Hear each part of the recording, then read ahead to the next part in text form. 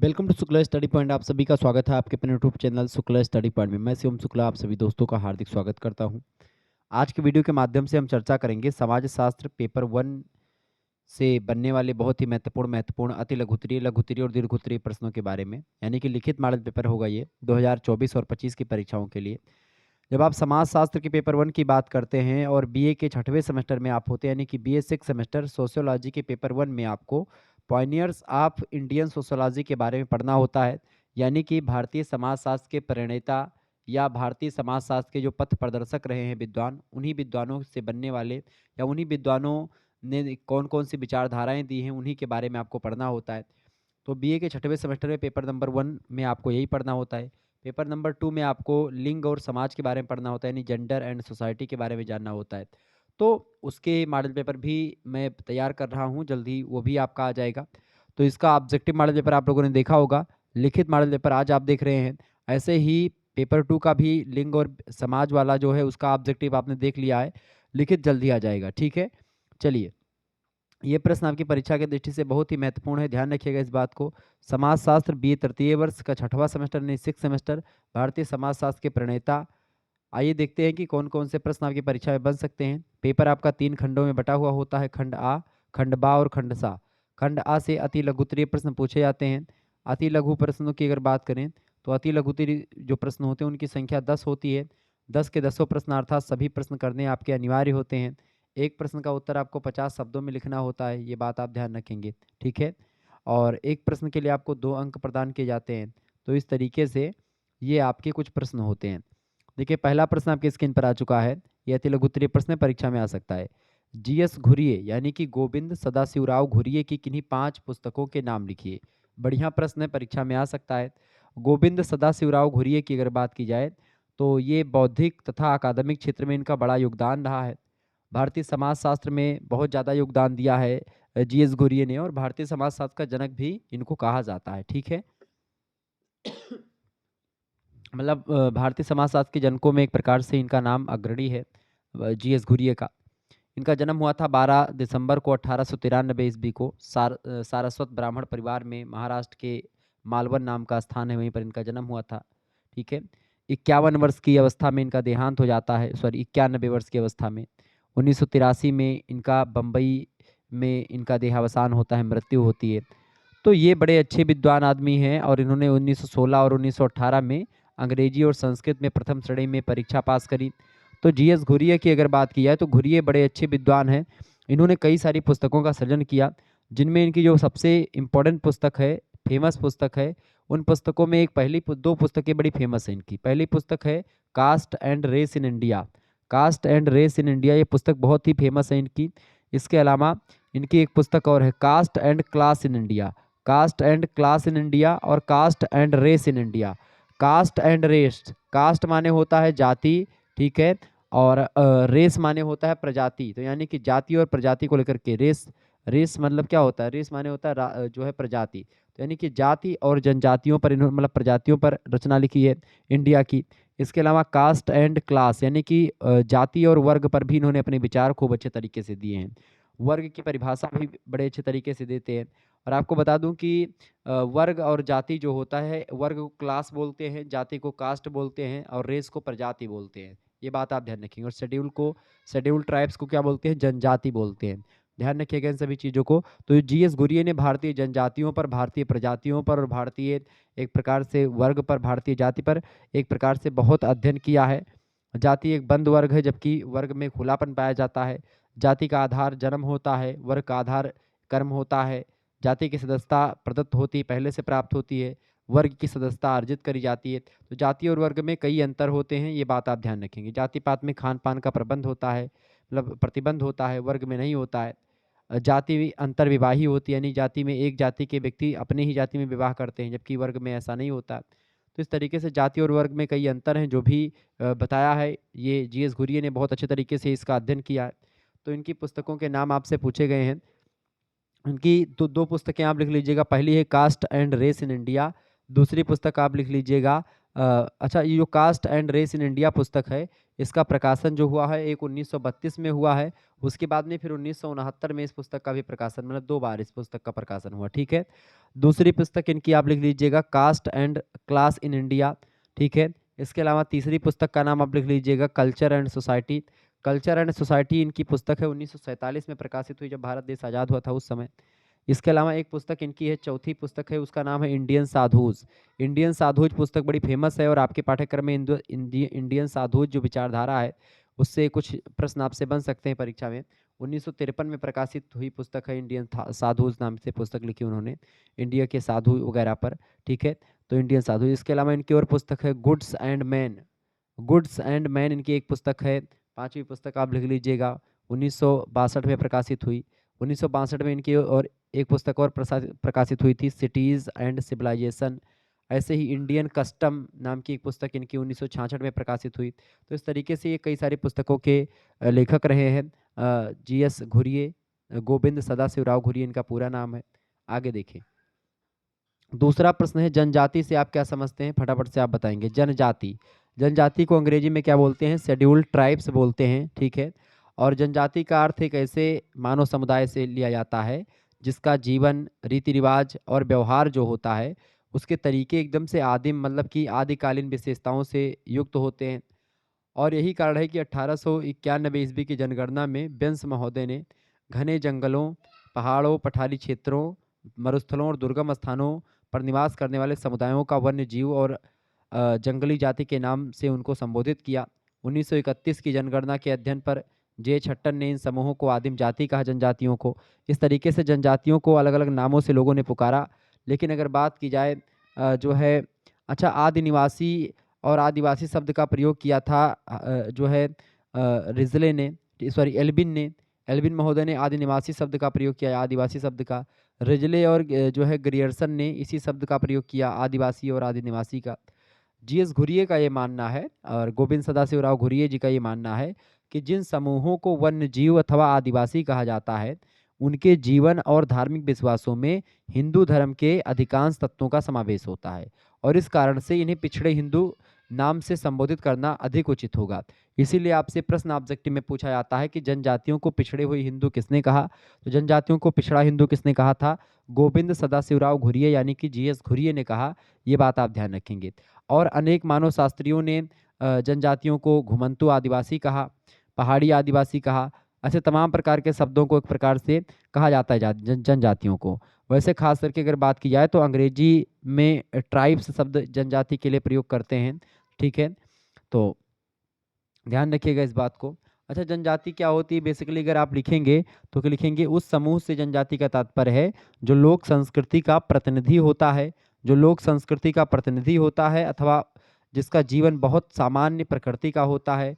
तो वास्तव में जनजाति एक ऐसा मानव समूह होता है या समुदाय होता है जो सभ्य कहे जाने वाले समूहों से अलग भाग पर निवास करता है। यानी ऐसा मनुष्य जो कि एक प्रकार से जंगलों में रहता है, जो सभ्य समाज है उनसे दूर रहता है, उनसे अलग रहता है, उनसे अलग उनकी संस्कृति होती है, धार्मिक मान्यताएं अलग होती हैं, भाषाई एक प्रकार से विशेषताएं अलग होती हैं। तो एक प्रकार से वो जनजाति होता है। जनजातीय समाज बहुत ही सरल होता है। जनजातीय समाजों में प्राथमिक संबंध पाए जाते हैं, ठीक है। ये बात आप ध्यान रखेंगे। तो जनजाति ये होती है। जनजाति की परिभाषा को देते हुए एस.सी. दुबे कहते हैं, श्यामाचरण दुबे, कि जनजातियों का अध्ययन एक जीवित समाज के जीवित अंग के रूप में किया जाना चाहिए, संग्रहालय की नुमाइशी वस्तुओं के रूप में नहीं करना चाहिए, ठीक है। तो जनजाति ये होती है। निश्चित तौर पर आप जनजातियों के बारे में जान चुके होंगे। जनजातियों की विशेषताओं के बारे में पूछेगा तो पहली बात ये कि जनजाति जो होता है एक क्षेत्रीय समूह होता है। दूसरी बात, सामान्य भाषा इनकी होती है अपनी। इसके अलावा विस्तृत आकार होता है इनका। अंतर्विवाही समूह होता है, अपने ही में सब विवाह कर लेते हैं। इसके अलावा सामान्य संस्कृति होती है इनकी और आर्थिक आत्मनिर्भरता होती है, दूसरों पर निर्भर नहीं होते, दूसरी जनजातियों पर खुद ही, मतलब अपने ही जनजातियों पर निर्भर होते हैं, सेल्फ डिपेंडेंट होते हैं। इसके अलावा स्वतंत्र राजनीतिक संगठन इनका होता है, ठीक है। इसके अलावा एक पृथक धार्मिक विश्वास की विशेषता इनमें पाई जाती है। जनजाति एक समरूप समुदाय के रूप में काम करता है। तो इस तरीके से जनजातियों के बारे में कुछ बातें मैंने आपको बताई जो कि ध्यान रखने योग्य हैं। अगला प्रश्न आपसे बन सकता है, मूल्य से आप क्या समझते हैं, बताएं। मूल्य, मूल्य से आप क्या समझते हैं, फटाफट से आप बताने का प्रयास करेंगे। अच्छा, बम्बई में समाजशास्त्र जो है किसके नेतृत्व में विकसित हुआ? गोविंद सदाशिवराव घुरिये के नेतृत्व में विकसित हुआ, ये बात आप ध्यान रखेंगे।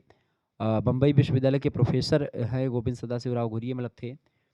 प्रश्न अगला आपका स्क्रीन पर आ चुका है, फटाफट से आप देखेंगे। मूल्य से आप क्या समझते हैं? मूल्य की अगर बात की जाए तो मूल्य को लेकर के जो प्रश्न आपसे पूछा गया है, फटाफट से आप बताने का प्रयास करेंगे। मूल्य से आप क्या समझते हैं? बताएंगे भाई, सभी लोग बताएंगे। मूल्य जो होता है, मूल्य के बिना, मूल्य मूल्य को अंग्रेजी में वैल्यू कहा जाता है, और इसके बिना कुछ भी नहीं। मूल्य के साथ ही जीवन अर्थपूर्ण माना जाता है। जो मनुष्य मूल्यों को महत्व देता है वो समाज में महत्वपूर्ण स्थान रखता है। ऐसा व्यक्ति समय को महत्व देता है जो मूल्यवान होता है।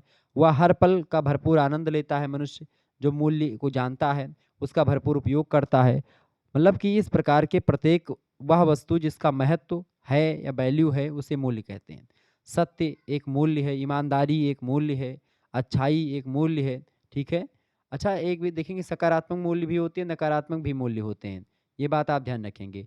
तो जो मूल्य होता है ये अंग्रेजी भाषा के वैल्यू शब्द से बना हुआ है।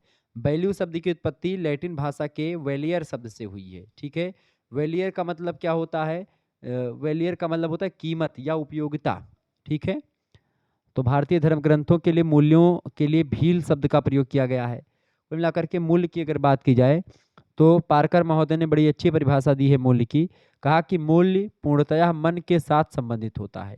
इच्छा की पूर्ति वास्तविक मूल्य होती है। जिससे वह इच्छा पूरी होती है वह केवल साधन है। मूल्य का संबंध हमेशा अनुभव से होता है, किसी वस्तु के साथ नहीं। ठीक है, ये बात ध्यान रखेंगे। ब्रू बेकर कहते हैं कि किसी के शिक्षा उद्देश्यों को व्यक्त करना वस्तुतः शिक्षा मूल्यों को व्यक्त करना है। ओटावे कहते हैं कि मूल्य वे विचार हैं जिसके लिए मनुष्य जीते हैं। ठीक है। फ्रैंकलिन महोदय कहते हैं कि मूल्य आचार, सौंदर्य, कुशलता या महत्व के वे मानदंड हैं जिनका लोग क्या करते हैं? समर्थन करते हैं, और जिनके साथ वे जीते हैं और जिन्हें वे कायम रखते हैं मनुष्य। तो वो मूल्य होता है। कुल मिलाकर के मूल्य एक मानदंड है जो कि किसी समाज में उपलब्ध साधनों एवं लक्ष्यों के चयन में सहायता करते हैं, और क्या सही है क्या गलत है इसका निर्धारण करते हैं। मानव व्यवहार का निर्धारण करते हैं मूल्य। तो इस तरीके से ये मूल्य हो गया। अच्छा, मूल्यों को लेकर के बड़ी ज़बरदस्त जो है जानकारी दी है राधा कमल मुखर्जी जी ने। ये बात आप ध्यान रखेंगे। राधा कमल मुखर्जी जी का जन्म हुआ था 1889 में, मृत्यु 1968 में हो गई थी। लखनऊ विश्वविद्यालय के एक प्रकार से प्रोफेसर रहे हैं। ठीक है। बम्बई विश्वविद्यालय में जीएस घुरिये ने अपने प्रसिद्ध समाजशास्त्रियों में गिने जाते हैं। वहीं जो है राधा डीपी मतलब जो है राधा कमल मुखर्जी, डीपी मुखर्जी, ये सब एक प्रकार से लखनऊ विश्वविद्यालय में। ठीक है। बंगाल में मुर्शिदाबाद जिले के बरहामपुर नाम के एक बंगाली ब्राह्मण परिवार में जन्म होता है राधा कमल मुखर्जी का। ध्यान रखिएगा इस बात को, तो मूल्य से रिलेटेड है। चौथा प्रश्न आपके स्क्रीन पर आ चुका है। डीपी मुखर्जी का जीवन परिचय संक्षिप्त में दीजिए। डीपी मुखर्जी, डीपी मुखर्जी का पूरा नाम क्या है? धुरजटी प्रसाद मुखर्जी। धुरजटी प्रसाद मुखर्जी इनका पूरा नाम है, और इनका जन्म हुआ था 1894 ईस्वी में। 5 अक्टूबर की डेट थी, यानी 5 अक्टूबर इनका बर्थडे डेट है डीपी मुखर्जी का। तो 5 अक्टूबर को इनका जन्म हुआ था। ठीक है। 1800 कब हुआ था? 1894 में इनका जन्म हुआ था। ठीक है, ये बात आप ध्यान रखेंगे। मृत्यु कब हुई थी इनकी? 1961 में मृत्यु हुई थी। ये बात ध्यान रखेंगे। डीपी नाम से ज़्यादा विख्यात हैं डीपी मुखर्जी। मुखर्जी ब्राह्मण होते हैं, बंगाली ब्राह्मण को मुखर्जी कहते हैं। ठीक है। और बंगाली मध्यम वर्गीय परिवार में इनका जन्म होता है। ये बात आप ध्यान रखें। और भारतीय समाजशास्त्र के जनकों में इनका भी नाम लिया जाता है। राधा कमल मुखर्जी का, डीपी मुखर्जी का और जीएस घुरिये का, इन सभी का नाम भारतीय समाजशास्त्र के जनक में इनके नाम अग्रणी है। ये बात आप ध्यान रखेंगे। मुखर्जी ने अपना शिक्षण कार्य जो है कलकत्ता के बंगवासी कॉलेज से प्रारंभ किया।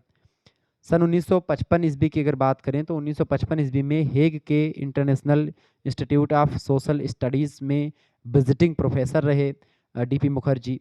इसके अलावा 1954 ईस्वी में आप देखेंगे ये लखनऊ विश्वविद्यालय से सेवानिवृत्ति के बाद उन्हें अलीगढ़ विश्वविद्यालय में अर्थशास्त्र के प्रोफेसर पर आमंत्रित किया गया, जहां उन्होंने अपना समय अध्ययन कार्यों में बिताया।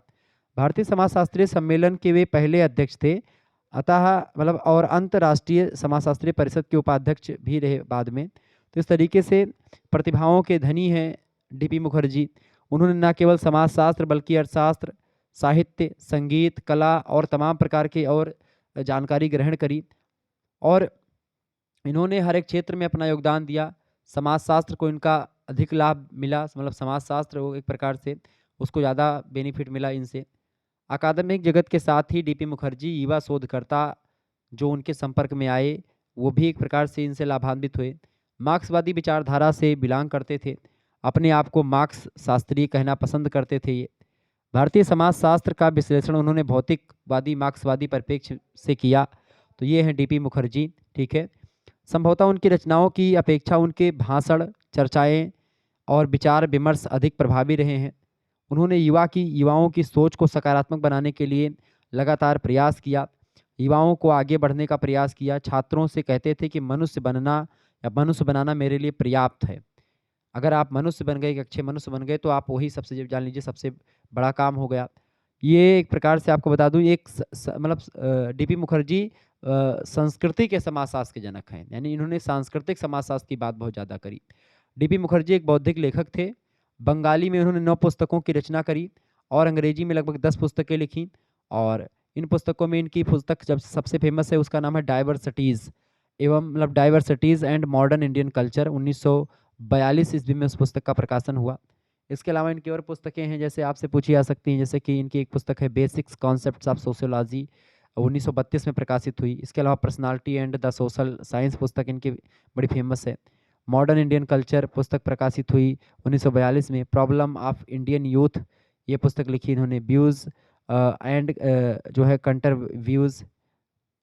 व्यूज़, ये दोनों ये पुस्तक इनकी प्रकाशित हुई। मॉडर्न इंडियन कल्चर 1942 में प्रकाशित होने वाली पुस्तक बड़ी फेमस है। तो डाइवर्सिटीज़ यानी विविधता को लेकर के पुस्तक लिखी और इस सभी पर इन्होंने अपना योगदान दिया।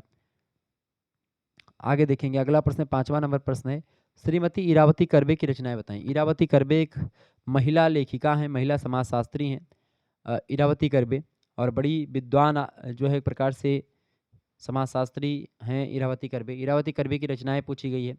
बेसिकली अगर बात की है इरावती कर्वे की, तो इरावती कर्वे एक भारतीय शिक्षाविद, मानव विज्ञानी, समाजशास्त्री और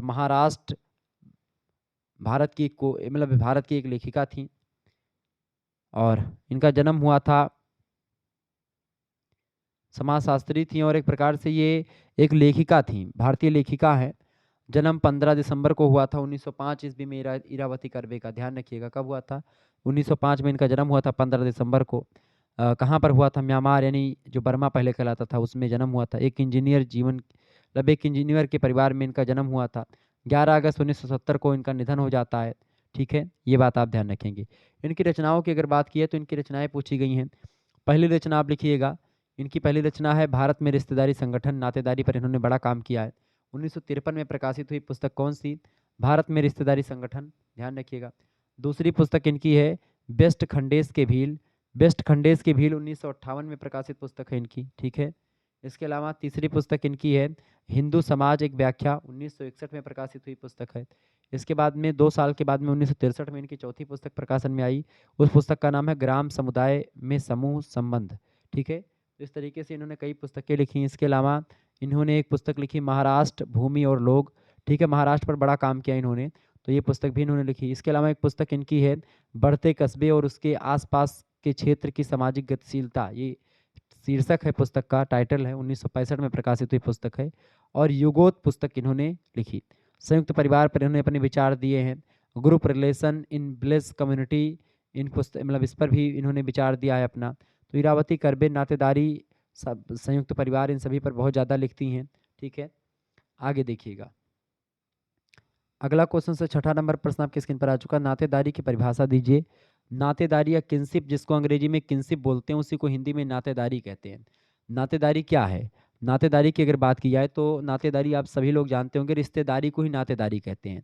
नातेदारी रक्त और विवाह से संबोधित व्यक्तियों से या संबंधित व्यक्तियों के बीच सामाजिक संबंधों और संबंधों की वह व्यवस्था है जो इन संबंधों से जुड़े हुए व्यक्तियों को उनके सामाजिक, पारिवारिक तथा जैविक अधिकारों और कर्तव्यों का बोध कराती है। उदाहरण के लिए इसे पिता पुत्र, भाई बहन, दादा पौत्र, चाचा भतीजा, इनके संबंध रक्त पर आधारित होते हैं, ठीक है। तो ये सब एक प्रकार से रिश्तेदारी में आ सकते हैं।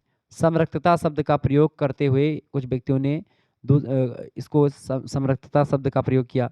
लेकिन नातेदारी की अगर बात की जाए तो रॉबिन फॉक्स एक अच्छे विद्वान हैं, उन्होंने कहा कि नातेदारी का आशय कुछ स्वजनों के बीच स्थापित होने वाले संबंधों से है।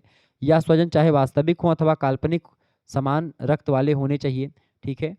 दूसरी बात, रेडक्लिफ ब्राउन कहते हैं कि नातेदारी सामाजिक उद्देश्यों के लिए स्वीकृत वंश संबंध है तथा यह सामाजिक संबंधों के प्रथागत स्वरूप का आधार प्रदान करता है। लूसी मेयर कहते हैं कि नातेदारी वह व्यवस्था है जिसमें सामाजिक संबंधों को जैविक शब्दों में व्यक्त किया जाता है।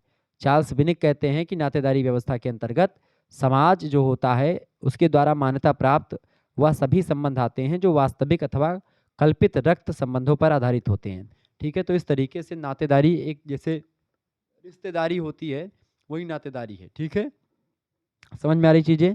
नातेदारी व्यवस्था की अगर बात करें तो उन व्यक्तियों के पारस्परिक संबंधों को स्पष्ट करती है जिनके बीच रक्त अथवा विवाह के संबंध पाए जाते हों।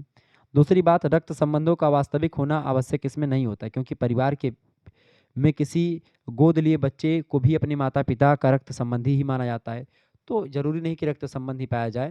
जैसे आप किसी के यहाँ शादी करते हैं, ठीक है, तो वो रक्त मतलब आपका रक्त संबंध आप उसको मान लीजिए कि भाई वो आपसे संबंधित है। ठीक है, तो वो नातेदार हो जाएगी आपकी। जैसे आपने किस शादी की, नातेदारी की अगर बात की, नातेदारी का संबंध उन व्यक्तियों से होता है जो एक दूसरे से रक्त अथवा विवाह के द्वारा जुड़े हुए हों।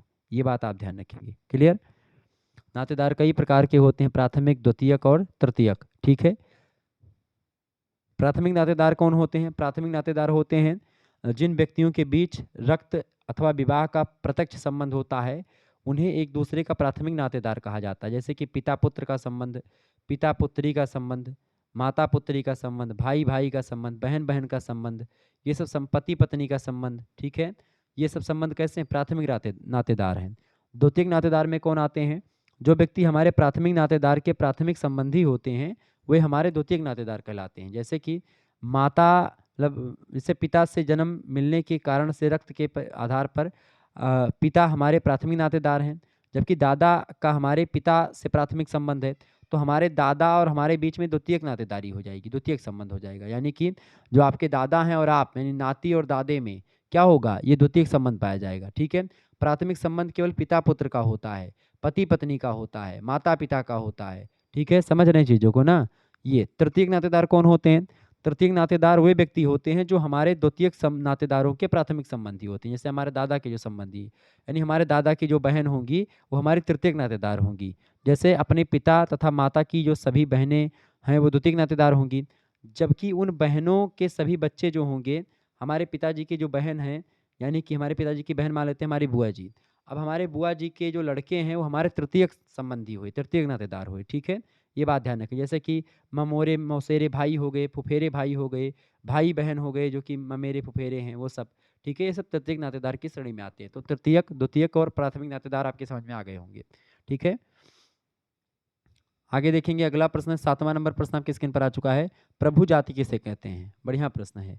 प्रभु जाति की अवधारणा किसने दी है भैया? एम.एन. श्रीनिवास ने दी है प्रभु जाति की अवधारणा।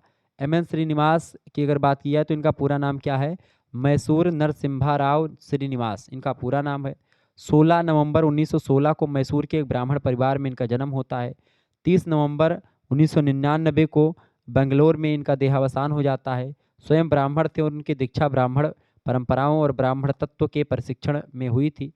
तो श्रीनिवास ये हैं एम.एन. श्रीनिवास। इनका पूरा नाम आप सभी को सही शायद न पता था अभी तक। इनका पूरा नाम है मैसूर नरसिम्हा राव श्रीनिवास। ठीक है, 1916 में जन्मे, 1999 में मृत्यु। ठीक है, कई सारी पुस्तकों की रचना लिखी, जैसे कि marriage and family in Mysore पुस्तक इन्हीं की 1942 में लिखी। इंडियाज़ विलेज पुस्तक 1955 में इन्होंने लिखी। ठीक है, प्रकाशित हुई। Social change in modern India ये पुस्तक इन्हीं की है। Caste in modern India and other essays 1962 में इनकी पुस्तक है। Marriage and family in Mysore 1942 में प्रकाशित पुस्तक। तो ये सब पुस्तकें लिखी। प्रभु जात की अवधारणा इन्होंने दी है। पश्चिमीकरण की अवधारणा, संस्कृतिकरण की अवधारणा, लौकिकीकरण की अवधारणा, संस्कृतिकरण, जितने भी कर्ण वाले शब्द हैं, पश्चिमीकरण, आधुनिकीकरण, सब की अवधारणा में आप एम.एन. श्रीनिवास का नाम लगा दीजिएगा। एम.एन. श्रीनिवास ये व्यक्ति हैं। प्रभु जाति किसे कहते हैं? डॉक्टर श्रीनिवास ने संस्कृतिकरण के वर्तमान प्रतिमान को और अधिक स्पष्ट करने के लिए प्रभु जाति की अवधारणा दिया। आपको बता दूं संस्कृतिकरण की परिभाषा का मतलब होता है जब आप उच्च जाति, प्रभु जाति का मतलब होता है उच्च जाति, प्रभुता संपन्न जाति। ऐसी जाति एक प्रकार से जो उच्च जातियों में आती हैं, जैसे ब्राह्मण हो गई, क्षत्रिय हो गई, ये सब उच्च जाति हैं। Professor M.N.. श्रीनिवास ने 1959 में मैसूर का एक गाँव है रामपुरा गाँव, रामपुरा का अध्ययन करने के पश्चात उन्होंने प्रभु जाति की अवधारणा को विकसित किया। प्रभु जाति के समानांतर अनेक अन्य शब्दों का प्रयोग किया जाता है, जैसे प्रबल जाति, प्रभुता संपन्न जाति, प्रभावी जाति, संरक्षक जाति। ये सब एक प्रकार से प्रभु जाति के लिए प्रयोग कर सकते हैं। प्रभु जाति की अवधारणा को देते हुए प्रोफेसर एम एन श्रीनिवास लिखते हैं कि एक जाति को प्रभु जाति तब कहा जाता है जब वह संख्यात्मक आधार पर किसी गांव अथवा स्थानीय क्षेत्र में शक्तिशाली हो जाए तथा आर्थिक और राजनीतिक रूप से अपने प्रभाव का प्रबल रूप से प्रयोग करती हो। यह आवश्यक नहीं कि परंपरागत जातीय संस्करण में हो, वह सर्वोच्च जाति के रूप में ही हो। मतलब ऐसा जरूरी नहीं कि वो कि ब्राह्मण पैदा हुआ तो ब्राह्मण, यानी कि अगर कोई शूद्र वर्ग का व्यक्ति भी एक प्रकार से अपना दबदबा कायम रख लेता है और किसी एरिया विशेष में वो बहुत ज़्यादा मात्रा में हो जाते हैं, राजनीतिक और सामाजिक एक प्रकार से जो पद हैं उन पर वो प्रतिष्ठित हैं, तो प्रभु जाति वो भी कहलाएंगे। ठीक है, यानी जब आप किसी अच्छा, इसका मतलब ये होता है किसी जाति को प्रभु जाति अथवा प्रबल जाति केवल तभी कहा जा सकता है जब उसके सदस्य संख्या में इतने अधिक हों कि वे गांव की अन्य जातियों पर एक प्रकार से अपना प्रभुत्व स्थापित कर सकें, अपना रौब जना सकें। ठीक है, अपने आप को प्रभावशाली ढंग से एक प्रकार से उनके सामने रिप्रेजेंट कर पाएं, तो उन जातियों को प्रभु जाति कहा जाता है। संस्कृतिकरण की प्रक्रिया भी प्रभु जाति से रिलेटेड है। जब इन्हीं प्रभु जाति यानी उच्च जाति जो होते हैं, उन्हीं जातियों की एक प्रकार से जब नकल लोग करते हैं, छोटी जाति के लोग, तो वही एक प्रकार से नकल करने की प्रक्रिया ही क्या कहलाती है कि वो उसी को संस्कृतिकरण कहते हैं। ठीक है, ध्यान रखिएगा इस बात को। अगला प्रश्न है 8वां क्वेश्चन आपकी स्क्रीन पर आ चुका, फटाफट से आप देखेंगे। प्रश्न है लौकिकीकरण की परिभाषा दीजिए। लौकिकीकरण क्या है भैया? लौकिकीकरण बढ़िया प्रश्न है परीक्षा की दृष्टि से। लौकिकीकरण की अवधारणा किसने दी है? लौकिकीकरण की अवधारणा भी प्रोफेसर एम एन श्रीनिवास ने दी है। लौकिकीकरण क्या होता है? लौकिकीकरण इस प्रक्रिया को कहते हैं जिसमें धार्मिक, प्रथागत या परंपरागत जो व्यवहार होते हैं उनमें तर्क का प्रयोग होने लगता है जब, तो उसी को लौकिकीकरण कहते हैं। समाज के लोगों के व्यवहार या उद्देश्य धार्मिक ना होकर के जब व्यवहारिक हो जाते हैं, इसमें धर्म का पतन होने लगता है लौकिकीकरण में। इस प्रक्रिया में व्यक्ति अपने कार्यों और व्यवहारों को धार्मिक उद्देश्य से नहीं बल्कि व्यक्तिगत लाभ के लिए करना चाहता है, यानी कि हर एक चीज़ को तर्क के माध्यम से करना चाहता है, तो ऐसी स्थिति जो होती है लौकिकीकरण कहलाती है। लौकिकीकरण एक प्रकार का सामाजिक परिवर्तन है जो समय के साथ साथ नैतिक और तार्किक बदलावों के कारण से होता है। वास्तव में परिवर्तन ही संसार का नियम है और यह प्रक्रिया निरंतर चलती रहती है और मानव समाज के साथ साथ मानव की सोच और समझ में भी परिवर्तन होता रहता है। और जब मानव की सोच और समझ में परिवर्तन होता है तो समाज में परिवर्तन होता है, सामाजिक संबंधों में परिवर्तन होता है। ठीक है, तो आज जो मनुष्य करता है, समाज में रहता है और जीवन को व्यवस्थित करने के लिए जो कोई ना कोई धर्म का पालन अवश्य करता है, परंतु समय के साथ साथ इसका महत्व कम होता जा रहा है धर्म का। तो इसी बदलाव को हम धर्मनिरपेक्षीकरण कहते हैं। धर्मनिरपेक्षीकरण को ही दूसरी भाषा में लौकिकीकरण कहते हैं। ठीक है, यानी अक्सर व्यक्ति के जीवन में धर्म का महत्व कम होता है और वह अपने कार्यों को करने से पहले धर्म की जगह मानसिक तर्क और बुद्धि का प्रयोग करने लगता है। ऐसी स्थिति लौकिकीकरण की स्थिति कहलाती है। जब वो आप किसी भी काम करने से पहले वो ये ना देखे कि एक प्रकार से अब वो पत्रा खोल करके कोई काम करने जा रहा है तो पंचांग खोल करके पहले देख ले फिर जाकर के काम करे, तो ये तो हो गया धार्मिक मान्यता। तो ऐसा आप लोग नहीं करते। अब कोई काम करने से पहले कहे बुध है, बिफे है, आज जो है आज सरसों का तेल सर में नहीं लगाना चाहिए, आज नाखून नहीं करना चाहिए, बाल नहीं कटवाना चाहिए, ये सब बृहस्पतिवार को नहीं करना चाहिए।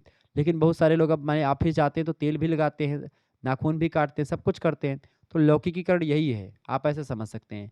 लौकिकीकरण क्या होता है? यही है ना कि यानी कि आप कोई भी काम करने से पहले आप तर्क दें, क्यों ना काटें भाई नाखून, क्यों तेल ना लगाए सरसों का, ऐसे लोग सोचेंगे। तो ये प्रक्रिया लौकिकीकरण होती है। ठीक है, लौकिकीकरण से क्या होता है? धार्मिकता में कमी आती है, तर्क वितर्क में वृद्धि होती है, विभेदीकरण की प्रक्रिया बढ़ती है। तो ये लौकिकीकरण हो गई। ठीक है, एम एन श्रीनिवास की एक पुस्तक है social change in modern India, उसमें लौकिकीकरण की परिभाषा उन्होंने दी है और कहा कि लौकिकीकरण शब्द का अर्थ है कि जो कुछ पहले धार्मिक माना जाता था वैसा अब नहीं माना जाता है या माना जा रहा है। इसका कारण विभेदीकरण की एक प्रक्रिया से है जो कि समाज के विभिन्न पहलुओं आर्थिक, राजनीतिक, कानूनी और नैतिक के अधिक पृथक होने से दिखाई पड़ती है।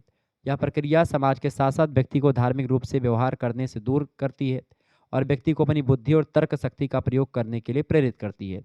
ठीक है, इसका कई कारण है, लौकिकीकरण बढ़ने के कई कारण हैं, जैसे कि आधुनिक शिक्षा का जब प्रभाव बढ़ रहा है लगातार, उसके कारण से लौकिकीकरण को बढ़ावा मिला।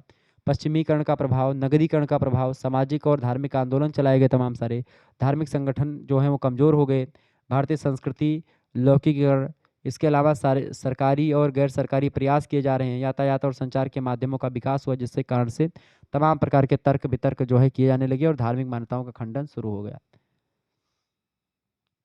9वां नंबर क्वेश्चन आपकी स्क्रीन पर आ चुका है। श्यामाचरण दुबे का जो है ग्राम अध्ययन। श्यामाचरण दुबे मतलब क्या होता है? यस्सी दुबे, शॉर्ट फॉर्म में जिनको आप कहते हैं, उनकी एक पुस्तक है, उसका नाम है इंडियन विलेज। इंडियन विलेज जो उनका पुस्तक है ग्राम अध्ययन, उसी में उन्होंने बताया है। और ग्राम विलेज जो पुस्तक है, उस पुस्तक का प्रकाशन जो हुआ है इंडियन विलेज, इंडियन विलेज जो पुस्तक है, उस पुस्तक का प्रकाशन 1955 में जो है हुआ है।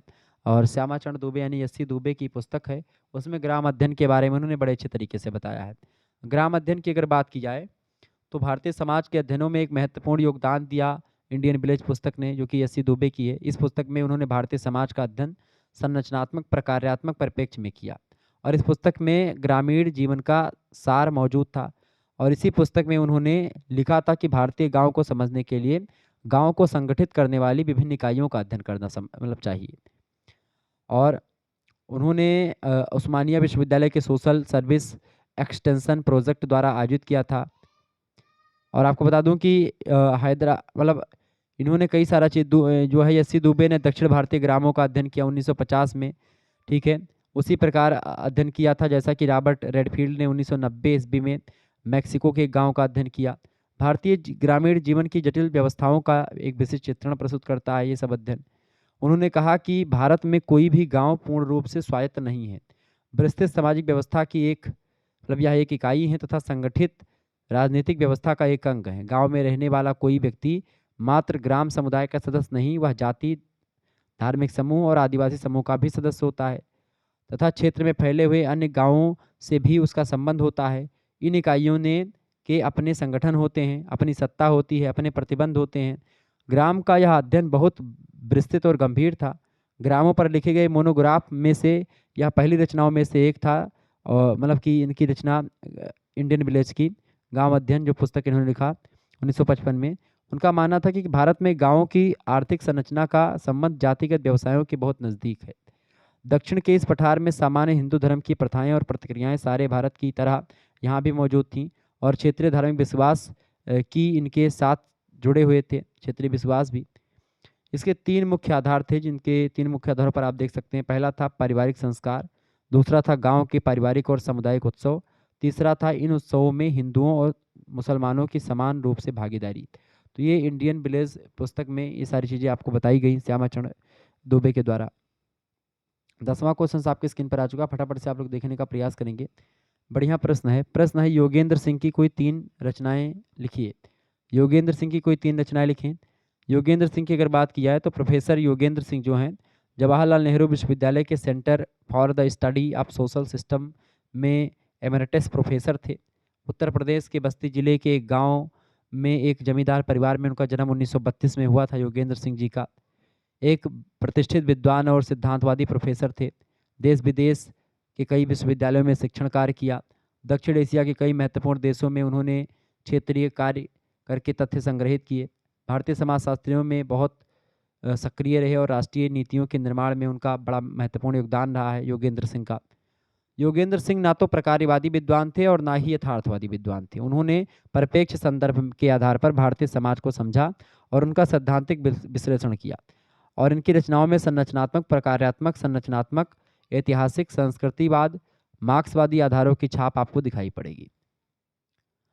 और इन्होंने अपने अध्ययनों में सामाजिक संस्तरण, आधुनिकीकरण और सामाजिक परिवर्तन को समझने के लिए समन्वयात्मक आधार का सहारा लिया। तो अगर इनकी बात करें योगेंद्र सिंह की, तो कई पुस्तकें इन्होंने लिखी। पहली पुस्तक है मॉडर्नाइजेशन ऑफ इंडियन ट्रेडिशन। ये बड़ी फेमस पुस्तक है इनकी और हमेशा परीक्षा में आती है। मॉडर्नाइजेशन ऑफ इंडियन ट्रेडिशन पुस्तक 1973 में प्रकाशित हुई पुस्तक है। इसके अलावा दूसरी पुस्तक इनकी है यसेज एंड मॉडर्नाइजेशन। यसेज एंड मॉडर्नाइजेशन 1977 में पुस्तक लिखी गई है, प्रकाशित हुई।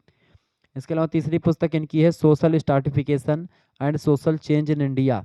1978 में इस पुस्तक का प्रकाशन हुआ, ठीक है। इसके अलावा एक पुस्तक इन्होंने लिखी Indian sociology, social conditioning and emerging concerns.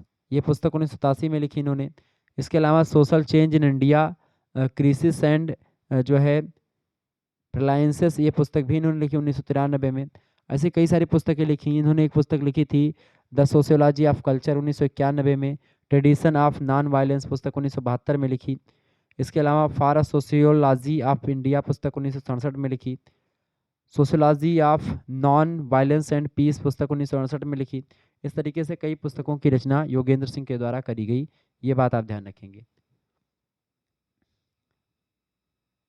आगे बढ़ते हैं, अगला क्वेश्चन आपके स्क्रीन पर आ चुका। खंडबा देखेंगे, केवल 4 या 5 प्रश्न आपको करने होते खंडबा से। 150 या 200 शब्दों में एक प्रश्न का उत्तर लिखना है, ये बात भी ध्यान रखिएगा। ओके, लघु उत्तरीय प्रश्न है और आपको यहाँ से 6 या 7 नंबर आपको मिलने वाले हैं। अगला क्वेश्चन आप देखेंगे, देखिए प्रश्न है भारतीय ग्राम यानी ग्रामीण समुदाय की विशेषताएं बताएं। बढ़िया प्रश्न है, परीक्षा की दृष्टि से बताने का प्रयास करेंगे। भारतीय ग्राम या ग्रामीण समुदाय की विशेषताएं बताएं। देखिए भारतीय ग्रामीण समुदाय की विशेषता की अगर बात की जाए तो ग्रामीण शब्द की जब हम बात करते हैं तो हमारा तात्पर्य ग्रामीण पर्यावरण में रहने वाले व्यक्तियों से होता है। जिस प्रकार विद्वानों ने ग्राम शब्द को अनेक प्रकार से स्पष्ट किया, उसी प्रकार से ग्रामीण शब्द का प्रयोग भी आप कर सकते हैं। मैकाइबर का कहना है कि नगर और गांव के बीच विभाजन की एक ऐसी ऐसी कोई सीमा रेखा नहीं है जिसके आधार पर यह बताया जा सके कि कहाँ पर गांव समाप्त होता है और कहाँ से शहर शुरू होता है। ठीक है, तो भारतीय गांव की समुदाय की जो विशेषता है, पहली विशेषता है समुदाय का छोटा आकार होता है। गांव का आकार छोटा होता है, समुदाय का आकार छोटा होता है। ठीक है, ये बात आप ध्यान रखेंगे। दूसरी बात, कृषि यहाँ का गांव का मुख्य व्यवसाय होता है। तीसरी विशेषता, परिपक्वता हो कि परिवारात्मकता होती गांव में, यानी गांव में परिवार बड़े बड़े होते हैं, संयुक्त परिवार की व्यवस्था होती है। ठीक है, सामाजिक स्थिति का निर्धारण भी परिवार के आधार पर ही होता है। इसके अलावा धर्म का महत्व होता है गाँव में खूब ज़्यादा। इसके अलावा प्राथमिक संबंधों की प्रधानता होती है। प्राथमिक संबंध की कि लोग ऐसे एक दूसरे से चाचा दादा इस तरीके से जुड़े हैं। ठीक है, प्राथमिक संबंध ये होते हैं। छठा होता है आपका विशेषता, अपेक्षाकृत स्थिर जीवन है गाँव का। इसके अलावा श्रम के विशेषीकरण का अभाव है यहाँ पर, यानी कि श्रम ज़्यादा नहीं है यहाँ पर। कुछ ही श्रम है, जैसे कि आप खेती कर सकते हैं या फिर आप दुग्ध पालन कर सकते हैं, आप मछली पालन कर सकते हैं, यही सब आप कर सकते हैं। ठीक है, जंगल से आप लकड़ियाँ काट सकते हैं। ठीक है, यही सब कर सकते हैं आप, बाकी और कोई काम ज़्यादा गाँव में नहीं होता है करने के लिए। क्लियर? तो ये हो गई गाँव की विशेषताएं। इसके अलावा और भी विशेषताएं आप लिख सकते हैं। ग्रामीण समुदाय का जीवन जो होता है सरल और सादा होता है। इसके अलावा ग्रामीण समुदाय के सामाजिक जीवन में समरूपता पाई जाती है। ग्रामीण समुदाय में गतिशीलता का अभाव होता है। इसके अलावा जाति प्रथा इसमें पाई जाती है गांव में। इसके अलावा जजवानी प्रथा का प्रचलन होता है गांव में। इसके अलावा जनमत की विशेष प्रधानता होती है। इसके अलावा अशिक्षा और भाग्यवादिता की प्रधानता होती है। कुल मिलाकर भारतीय ग्रामीण समुदाय में वे सभी विशेषताएं विद्यमान हैं जिनके आधार पर किसी समुदाय को ग्रामीण समुदाय कहा जा सकता है। ठीक है, तो इस तरीके से भारतीय समुदाय या भारतीय ग्राम समुदाय की विशेषताएं मैंने आपको बताई। आगे देखेंगे, अगला क्वेश्चन आपके स्क्रीन पर आ चुका है। दूसरा नंबर प्रश्न है, भारतीय राष्ट्रवाद की सामाजिक पृष्ठभूमि के संदर्भ में AR देसाई के विचारों की विवेचना कीजिए। बहुत ही बढ़िया प्रश्न है। भारतीय राष्ट्रवाद की सामाजिक पृष्ठभूमि के संदर्भ में AR देसाई की अगर बात की है तो इनका पूरा नाम क्या है? अक्षय रमन लाल देसाई इनका पूरा नाम है। 1915 ईस्वी में जन्म हुआ, 1994 में मृत्यु हो जाती है। 16 अप्रैल 1915 को जन्म लेते हैं गुजरात के नाडियाल के निवासी के रूप में। ठीक है, और इनका जो है एक प्रकार से देहावसान बड़ौदा में हुआ था 12 नवंबर 1994 को। बचपन में उनके उन पर उनके पिता रमन बसंतलाल देसाई का प्रभाव था। 1946 में GS घुरिये के निर्देशन में उन्होंने PhD की उपाधि करी। बम्बई विश्वविद्यालय में अध्ययन किया। 1947 में विभागाध्यक्ष बन जाते हैं वहीं पर। 1947 में विवाह कर लेते हैं AR देसाई। ठीक है, ये सब ध्यान रखिएगा। नीरा देसाई इनकी पत्नी का नाम था, नीरा देसाई, जो कि महिला अध्ययनों में एक प्रकार से अग्रणी थी।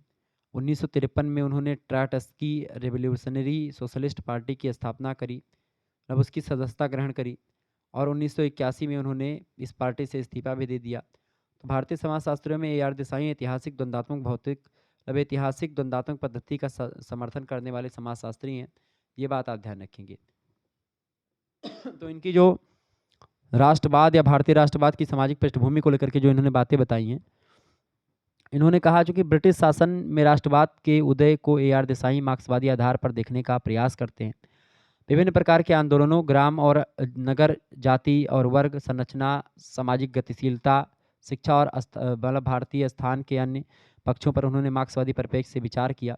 पुस्तक 1950 ईस्वी में प्रकाशित हुई थी और इसकी लोकप्रियता 60 और 70 के दशक में बढ़ी। संभवतः इसका कारण सामाजिक मनोवैज्ञानिकों ने आत्म चैतन्यता का बढ़ना था। और इस तरीके से आपको बताऊं, A.R. देसाई जो हैं, अक्षय रमनलाल देसाई, उनकी पहली संपूर्ण रचना जो प्रकाशित हुई वो एक प्रकार से social background of Indian nationalism नाम से प्रकाशित हुई। और मार्क्सवादी परिप्रेक्ष्य में जो है उन्होंने इतिहास के साथ साथ जोड़ा एक प्रकार से। और अन्य मार्क्सवादियों की तरह देसाई ने उत्पादन संबंधों का सहारा पारंपरिक आधारों के रूपांतरणों को समझने के लिए किया था। तो इस तरीके से आप देखेंगे भारतीय राष्ट्र को द्वंद्वात्मक परिप्रेक्ष्य में समझने का एक प्रकार से व्यापक प्रयास किया। भारतीय राष्ट्रवाद को किस आधार पर, द्वंद्वात्मक भौतिकवाद पर या द्वंद्वात्मक परिप्रेक्ष्य में समझने का प्रयास किया A.R. देसाई ने।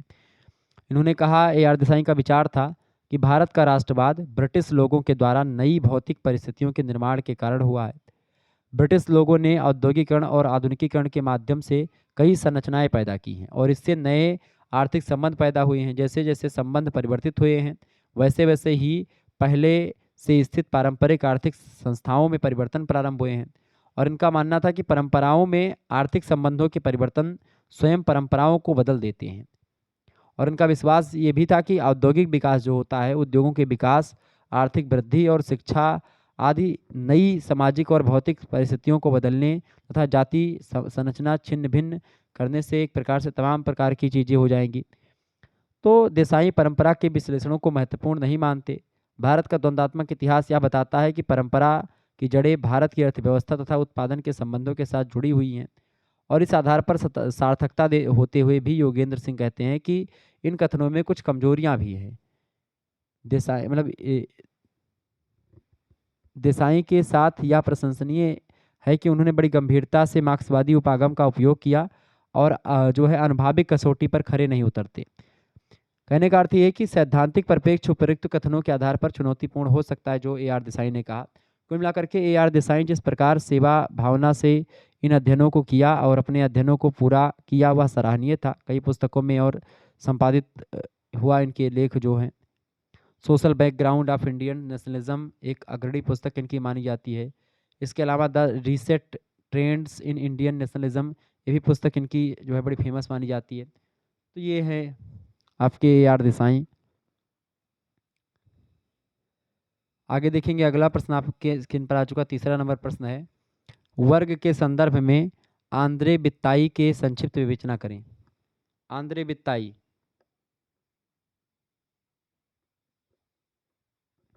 आंद्रे बित्ताई की अगर बात की जाए तो आंद्रे बित्ताई दिल्ली विश्वविद्यालय के जो है घटक दिल्ली स्कूल ऑफ इकोनॉमिक्स जो है, दिल्ली स्कूल ऑफ इकोनॉमिक्स एक कॉलेज है, दिल्ली विश्वविद्यालय से संबंधित है, उसके प्रोफेसर रहे हैं, प्रोफेसर एमरेट्स रहे हैं। 1992 ईस्वी में उनकी योग्यता को देखते हुए उन्होंने तब उनको ब्रिटिश अकादमी की फेलोशिप प्रदान करी गई। 2005 में अकादमिक जगत को उनकी सेवाओं और विशेष रूप से समाजशास्त्र की सेवा के लिए उन्हें पद्म भूषण से सम्मानित किया गया। आंद्रे बिताई का जन्म 1934 ईस्वी में चंदन नगर में हुआ था। आंद्रे बिताई ने कई पुस्तकों की रचना करी है। इन्होंने लिखा इनइक्वालिटी एंड सोशल चेंज, पुस्तक 1972 में प्रकाशित हुई। इन्होंने एक पुस्तक लिखी है, उस पुस्तक का नाम है आइडियोलॉजी एंड सोशल साइंस। एक पुस्तक है इनकी मार्क्सिज्म एंड क्लास एनालिसिस। एक पुस्तक इनकी है the backward classes in contemporary India, ठीक है। इसके अलावा इन्होंने एक पुस्तक लिखी है 6 एसेज इन कॉम्परेटिव सोशोलॉजी। तो ये कई पुस्तकों इन्होंने लिखी हैं। स्टडीज इन जो है एगेरियन सोशल स्ट्रक्चर, पुस्तक 1974 में आई, ठीक है। तो कई पुस्तकों की रचना करी है आंद्रे बिताई ने। अच्छा, वर्ग संदर्भ के में उन्होंने क्या योगदान दिया है? वर्ग संदर्भ में आंद्रे बिताई की संक्षिप्त विवेचना। देखिए, जाति के विपरीत वर्ग मात्र प्रत्यक्ष इकाई होती है। सिद्धांत और व्यवहार में वर्ग खुले होते हैं, जाति खुली नहीं। जाति एक बंद वर्ग है, जबकि वर्ग जो है खुला वर्ग है। धार्मिक मान्यताएं जो एक प्रकार से होती हैं जाति में होती हैं, वर्ग में नहीं होता है। कुछ अर्थों में सामंतवादी व्यवस्था में जागीरदारी के पीछे भी ऐसी मान्यताएं हैं, जहां कानून के सामने जो असमानताएं जातियों में हैं, उनकी तुलना में कानून के सामने वर्ग की असमानताएं समाप्त हो चुकी हैं। मतलब मस्तिष्क में बिठाए गए रूढ़वादी विचार अब भी जाति की असमानताओं को व्यवहारिक रूप से अवस्थित मतलब कि अव्यवस्थित करते हैं। कुल मिलाकर के आप देखेंगे तो वर्ग जो होता है खुला वर्ग है और जाति एक बंद वर्ग है। श्रीपुरम की कृषि संरचना में इसी प्रकार का कुछ मोटे तौर पर विभाजन मौजूद है। श्रीपुरम में यह आधार कुछ उप विभाजनों के साथ ही जुड़े हुए हैं। स्वामित्व का प्रकार और उसका नियंत्रण और उत्पादन की प्रक्रिया द्वारा किए जाने वाला योगदान। कुल मिलाकर के अगर आप देखेंगे तो वर्ग जो होता है उसको लेकर के एक खुलापन, वर्ग की सदस्यता जो होती है वो खुली होती है। आप वर्ग के सदस्य कभी भी बन सकते हैं और कभी भी वर्ग की सदस्यता को आप छोड़ सकते हैं। लेकिन जाति की सदस्यता आप जन्मजात होती है, पैदा होती ही आप जाति के सदस्य हैं और जब तक मार नहीं जाते तब तक रहते हैं। जाति की सदस्यता आप छोड़ नहीं सकते हैं। जाति की सदस्यता जन्मजात होती है जबकि इसकी एक प्रकार से ऐच्छिक होती है। ठीक है, तो जाति के संदर्भ में आंद्रे बिताई के बारे में मैंने आपको बताया। अगला क्वेश्चन आपकी स्क्रीन पर आ चुका है। चौथा प्रश्न है संस्कृतिकरण की अवधारणा एवं विशेषताएं बताएं। फटाफट से आप बताने का प्रयास करेंगे। संस्कृतिकरण की अवधारणा और विशेषताएं फटाफट से आप बताएंगे। संस्कृतिकरण क्या होता है? देखिए, संस्कृतिकरण की अगर बात करें तो संस्कृतिकरण की प्रक्रिया भारत के लिए नवीन नहीं है। यह किसी न किसी रूप में अति प्राचीन काल से भारतीय समाज को प्रभावित करती रही है और इसकी अवधारणा जो दी है ये प्रोफेसर एम एन श्रीनिवास ने दी है, संस्कृतिकरण की अवधारणा। ठीक है, संस्कृतिकरण की अगर बात की जाए तो परंपरागत समाजों में ब्राह्मणों को कर्मकांडीय स्तर पर श्रेष्ठ माना गया, हिंदू धर्म और पौराणिक संस्कृति का रक्षक माना गया जाता था और इस दृष्टि से कर्मकांडीय स्तर पर ब्राह्मण जीवन शैली को अब्राह्मण जातियों की जीवन शैली से श्रेष्ठ समझाने लगा। इसके फलस्वरूप क्या हुआ कि निम्न जाति के लोगों ने, जो ब्राह्मण लोग थे, उनके द्वारा जो व्यवहार थे उन व्यवहारों का अनुकरण किया, उन व्यवहारों जैसा व्यवहार खुद करने लगे जो निम्न जाति के लोग थे, ब्राह्मणों जैसा जो है विचार। तो प्रोफेसर श्रीनिवास ने आरंभ में इसे ब्राह्मणीकरण कहा, संस्कृतिकरण को। फिर उसके बाद में उन्होंने मैसूर में कुर्ग लोगों का अध्ययन करते समय डॉक्टर श्रीनिवास ने पाया कि निम्न जाति के लोग ब्राह्मणों की जीवन शैली का अनुकरण करने के लिए शराब, मांस, विधवा बुधन विवाह, विवाह विच्छेद और पशु बलि का विरोध इसलिए करने लगे थे जिससे वे अपनी जातीय स्थिति में सुधार करके समुदाय में अधिक प्रतिष्ठा प्राप्त कर सके। यानी यह प्रक्रिया ब्राह्मणों की जीवन शैली के अनुकरण के रूप में क्रियाशील थी। अतः इसे श्रीनिवास ने ब्राह्मणीकरण द्वारा स्पष्ट किया और इसी अवधारणा का संशोधित रूप बाद में जो है संस्कृतिकरण पड़ा। संस्कृतिकरण का सीधा सा मतलब होता है एक ऐसी प्रक्रिया जिसके द्वारा कोई निम्न हिंदू जाति अथवा कोई जनजाति अथवा कोई अन्य समूह किसी उच्च वर्ग, प्रायः द्विज जाति जो होती हैं, यानी ऊंची जातियां, उन्हीं के द्वारा जो किए जा रहे रीति रिवाज हैं, कर्मकांड, जो उच्च जाति के लोग कर्मकांड करते हैं, रीति रिवाज करते हैं, विचारधारा जो फॉलो करते हैं, जो उनकी जीवन पद्धति है वो एक प्रकार से जो अपनाते हैं, उसी जीवन पद्धति को ये निम्न जाति के लोग भी अपनाने लगते हैं। वही प्रक्रिया संस्कृतिकरण की प्रक्रिया कही जाती है। ठीक है, प्रोफेसर एम एन श्रीनिवास कहते हैं कि संस्कृतिकरण एक ऐसी स्थिति है जो जातीय गतिशीलता का स्रोत है तथा संस्कृतिकरण के द्वारा उत्पन्न यह गतिशीलता उदय प्रकृति की होती है। ठीक है, तो संस्कृतिकरण की अगर बात की है तो ये विशेष अवधारणा हो गई।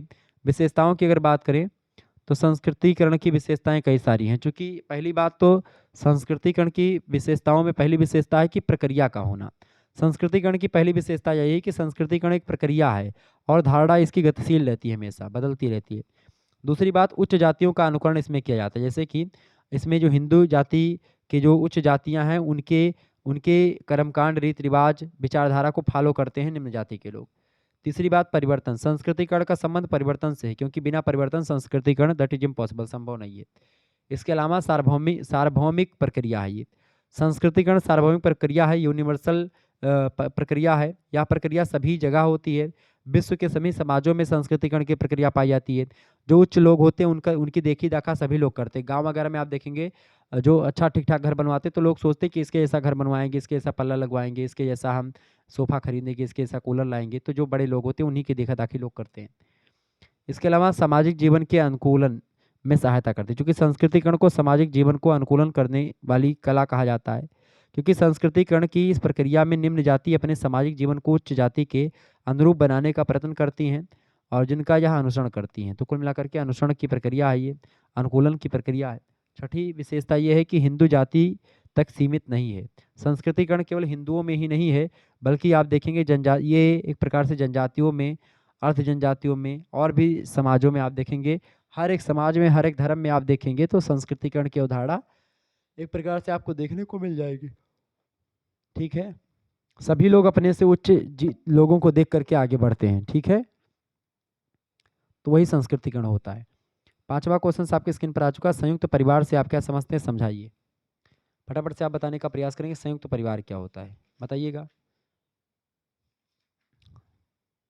संयुक्त परिवार के बारे में आप बताएं, बढ़िया प्रश्न है।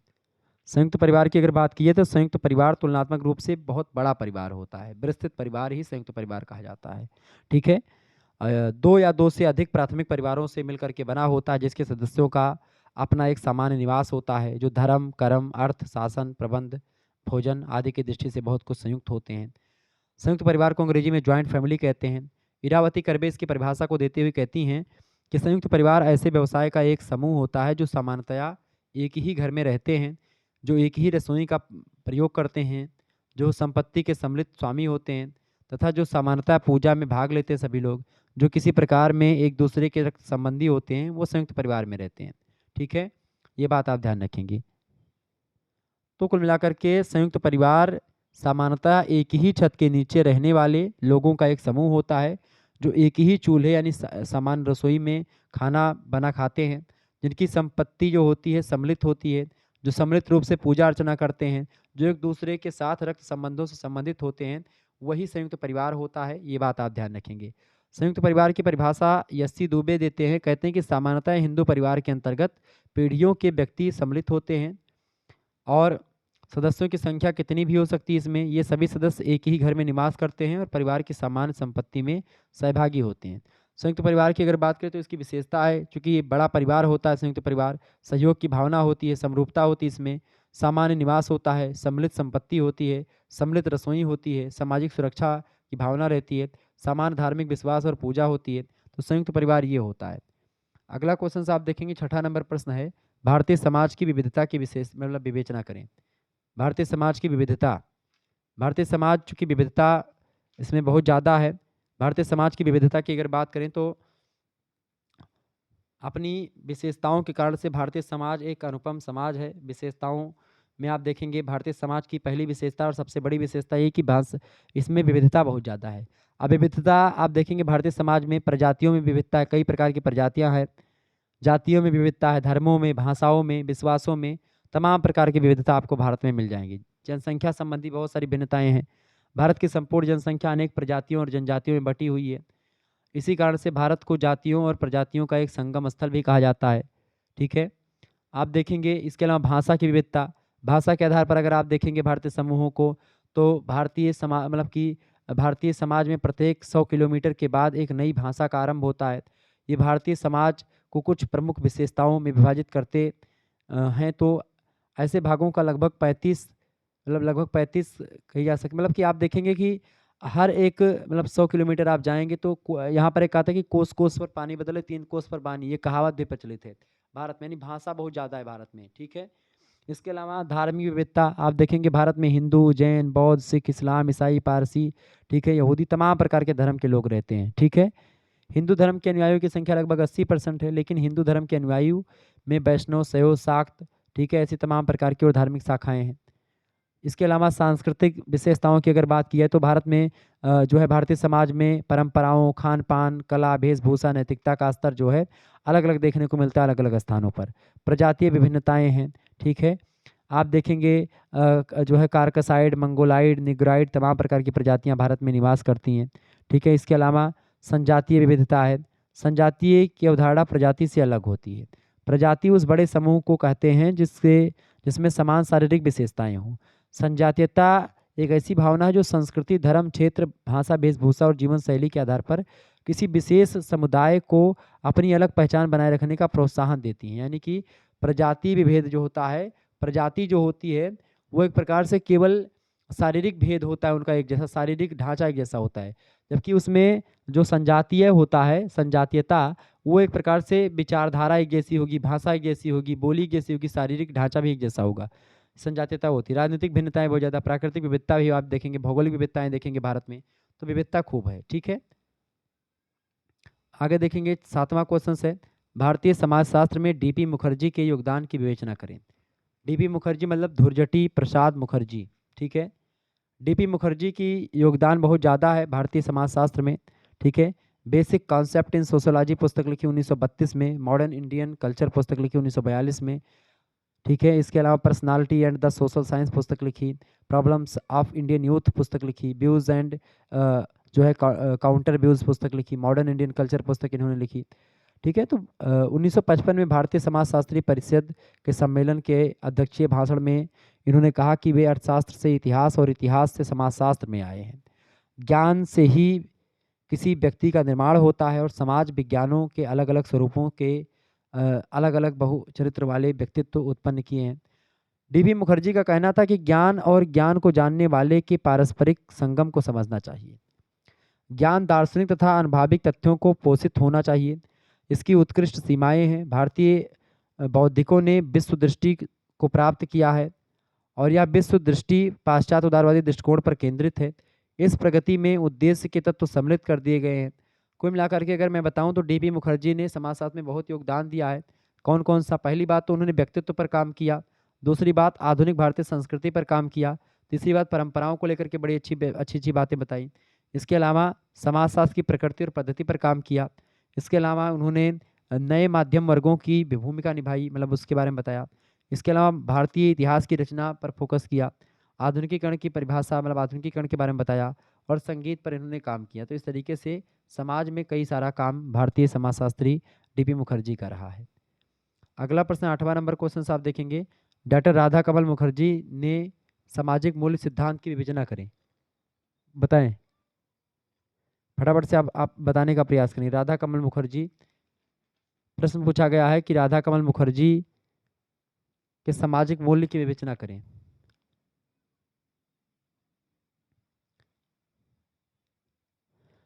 सामाजिक मूल्य सिद्धांत की विवेचना के बारे में पूछा जा रहा है राधा कमल मुखर्जी की। तो समाजशास्त्री विचारधारा के क्षेत्र में राधा कमल मुखर्जी ने अपने सामाजिक मूल्यों का सिद्धांत, एक पुस्तक है, उसका प्रतिपादन करके समाज मतलब कि समाजशास्त्री जगत में बहुत बड़ी ख्याति प्राप्त करी है। और इन्होंने मूल्यों को लेकर के बहुत अच्छे अच्छे विद्वान मतलब विचार दिए हैं। इनकी पुस्तक जो है मतलब सामाजिक मूल्य के सिद्धांत को अपनी कृति the social structure of values में प्रस्तुत किया। और एक अन्य कृति द डायमेंशंस ऑफ वैल्यूज़, उसमें मूल्यों के विभिन्न आयामों के संदर्भ में विवेचना करी। डॉक्टर मुखर्जी कहते हैं कि मूल्य को परिभाषित करते हुए कि मूल्य एक जटिल संपूर्णता है, चेतन प्राणशास्त्रीय सामाजिक आदर्श दशा है। डॉक्टर मुखर्जी की उपरोक्त परिभाषा से स्पष्ट होता है कि उन्होंने मूल्य को एक सजीव सामाजिक तथ्य माना है। उनके विचार में मूल्य का संबंध संपूर्ण व्यक्तित्व से होता है और मूल्य मनुष्य की प्राणशास्त्रीय आवश्यकताओं, सामाजिक संबंधों तथा मानव के आदर्शों पर आधारित होता है। तो मूल्य के बारे में इन्होंने बहुत विचार दिए हैं। इन्होंने कहा कि मूल्य जो होता है समाज के द्वारा स्वीकृत वे इच्छाएं अथवा लक्ष्य होते हैं जिनका आंतरिकरण सीखने तथा समाजीकरण की प्रक्रिया के माध्यम से आरंभ होता है और जो कि इसके पाश्चात प्रतीकिक अधिमान्यताएं, मान और अभिलाषाएं बन चुकी हैं या बन जाती हैं। तो मुखर्जी कहते हैं कि मूल्य एक आंतरिक गुण होता है, परंतु मानव इसको समाजीकरण की सामाजिक सांस्कृतिक प्रक्रियाओं के माध्यम से प्राप्त करता है। प्रत्येक समाज के अपने कुछ आदर्श होते हैं, कुछ लक्ष्य होते हैं और इन आदर्शों और लक्ष्यों को उसी दशा में पूरा किया जाता है जबकि समाज के सदस्यों के लिए कुछ निश्चित मान निर्धारित कर दिए गए जाए और इस प्रकार से सामाजिक मान ही मूल्य होते हैं। ये मूल्य समाज के सदस्यों की अनुशासित करने की प्रेरणा देते हैं, मतलब कौन सा चीज़ सही कौन सा गलत है इसकी बात बताते हैं। तो मूल्य सार्वभौमिक हैं, इन्होंने बताया कि मूल्य क्या है, सार्वभौमिक हैं। दूसरी बात मूल्य परिवर्तनशील है। तीसरी बात बताई राधा कमल मुखर्जी ने कि मूल्य सामाजिक व्यवहार एक रूपता प्रदर्शित करते हैं। इसके अलावा मूल्यों का एक प्रकार से मूल्यों को उन्होंने कहा कि मूल्य ही मूल्यों की मतलब मनुष्य ही मूल्यों की खोज करता है और मनुष्य ही मूल्यों का निर्माण करता है। डॉक्टर मुखर्जी के विचार हैं मूल्यों को लेकर के। दूसरी बात कही उन्होंने कि मूल्य समाज के ही अंग हैं और पृथ्वी पर ही पाए जाते हैं। ये ना ही आदर्श है और ना ही स्वर्ग की जो है वस्तु है, परंतु एक दूसरे का सहयोग जरूर करते हैं। और तीसरी बात इन्होंने बताई कि जो मूल्य होते हैं, मूल्य मानव प्रवृत्तियों तथा इच्छाओं को व्यवस्थित और नियंत्रित मतलब नियंत्रण करने के मुख्य साधन है समाज का मूल्य आदर्शों तथा सद्गुणों के निर्माण और पुनर्निर्माण के बिना कोई अस्तित्व नहीं होता। तो मूल्य के बारे में इन्होंने बहुत सारे विचार दिए हैं, ध्यान रखिएगा इस बात को, जो मैंने आपको बताया कुछ थोड़ा बहुत। खंड सा की अगर बात करें तो 400 या 500 शब्दों में एक प्रश्न का उत्तर लिखना है, केवल 2 प्रश्नों के उत्तर आपको यहाँ से करने हैं, ध्यान रखिएगा इस बात को। 4 प्रश्न आपको मिलेंगे, उनमें से केवल 2 करने हैं। पहला प्रश्न है, भारतीय समाज के संदर्भ में गोविंद सदाशिवराव घुरिये के विचारों की विवेचना कीजिए। बढ़िया प्रश्न है, परीक्षा में आ सकता है, ध्यान रखिएगा। इस प्रश्न का उत्तर आपको जो है मैं देने का प्रयास करूँगा। अगला मॉडल पेपर जब दूँगा तो उसमें आपको और भी जो है प्रश्नों को आपको बताने का प्रयास करूँगा, ठीक है? तो चिंता करने की कोई आपको बात नहीं है। आगे इन प्रश्नों का उत्तर मिलता रहेगा। दूसरा प्रश्न दीर्घ उत्तरीय में बन सकता है, इरावती कर्वे की जीवनी और समाजशास्त्र के प्रति उनके योगदानों की विवेचना कीजिए। बढ़िया प्रश्न परीक्षा में आ सकता है, आप पढ़ लीजिएगा। अगला क्वेश्चन, भारत में आधुनिकीकरण के संदर्भ में योगेंद्र सिंह के विचारों की विवेचना कीजिए। बहुत ही बढ़िया प्रश्न परीक्षा में आ सकता है, ध्यान रखिएगा। चौथा क्वेश्चन आप देखेंगे, शक्ति के संदर्भ में आंद्रे बिताई के विचारों की संक्षिप्त विवेचना करें। ये भी प्रश्न आपकी परीक्षा के लिए बहुत ही ज़्यादा महत्वपूर्ण है, आप इन प्रश्नों को पढ़ लीजिएगा। तो इन 4 प्रश्नों का आप स्क्रीनशॉट ले लीजिएगा, इनको आप पढ़ लीजिएगा। इसके अलावा अगर बात करूँ तो राजनीति मतलब गृह विज्ञान का पेपर 1 का मॉडल पेपर लिखित वाला अवेलेबल हो चुका है 6 सेमेस्टर का, जिसमें आपको मतलब कि डायटेटिक्स एंड थेरेपैटिक न्यूट्रिशन के बारे में मैंने आपको बताया। कल ये वीडियो आई थी आपकी। भूगोल की क्लास उससे पहले एक दिन अपलोड हुई है। जियोग्राफी ऑफ इंडिया जिसमें आपको पढ़ना था, पेपर 1 का लिखित मॉडल पेपर हो चुका है। जियोग्राफी का भी पेपर 2 का जल्दी आएगा। इसके अलावा राजनीति शास्त्र का पेपर जो है 1 का मॉडल पेपर हो चुका है, इंडियन पॉलिटिकल थॉट वाला, आप इसको देख लीजिएगा। इसके अलावा हिंदी का पेपर 1 का हो चुका है, इसको भी आप देख लीजिएगा। तो इस तरीके से आप लोगों ने समझा इन चीज़ों को। एक बात और मैं आपको बता देना चाहता हूँ कि अगर आपको को करिकुलर से संबंधित कोर्सेज पढ़ना है, को करिकुलर कोर्स आपको पढ़ना है अगर 6 सेमेस्टर का, तो आप हमारा चैनल है को करिकुलर मास्टर। को करिकुलर मास्टर एक हमारा दूसरा चैनल है, मैंने अभी बनाया 1-2 दिन पहले। तो को करिकुलर मास्टर, को करिकुलर जो एक करिकुलर जो चैनल है मास्टर, को करिकुलर मास्टर चैनल है, ठीक है? कमेंट सेक्शन में पिन कर दूंगा मैं और डिस्क्रिप्शन बॉक्स में लिंक दे दूंगा इसकी, तो आप देख लीजिएगा, उस चैनल को सब्सक्राइब कर लीजिएगा। यहाँ पर को करिकुलर से संबंधित वीडियो आपको मिलेंगी, यानी कि जो 6वें सेमेस्टर में को करिकुलर है, हर एक सेमेस्टर की को करिकुलर वीडियोज़ मिलेंगी। और आपकी यूनिवर्सिटी से रिलेटेड जो इन्फॉर्मेटिव वीडियो होंगी, इन्फॉर्मेशन होंगी, न्यूज़ होंगी, वो सब आपको वहाँ पर मिलती रहेंगी। तो आप उस चैनल को सब्सक्राइब कर लीजिएगा। धन्यवाद, मिलते हैं नेक्स्ट वीडियो में। तब तक के लिए जय हिंद, जय भारत। आप सभी का बहुत बहुत धन्यवाद हमारे से जुड़ने के लिए। इसी प्रकार से अपना प्यार हमेशा बनाए रखेंगे। Okay, good night, I love you. आप जो है इन प्रश्नों को तैयार कर लीजिएगा, बहुत ही ज़्यादा महत्वपूर्ण प्रश्न है, ठीक है? बहुत ही इंपॉर्टेंट प्रश्न है ये। धन्यवाद, बहुत बहुत धन्यवाद। समाजशास्त्र का पेपर 1 का मॉडल पेपर आप लोगों ने आज देखा। ऐसे ही हर एक सब्जेक्ट का मॉडल पेपर आपको मिलता रहेगा 6 सेमेस्टर का। बहुत बहुत धन्यवाद।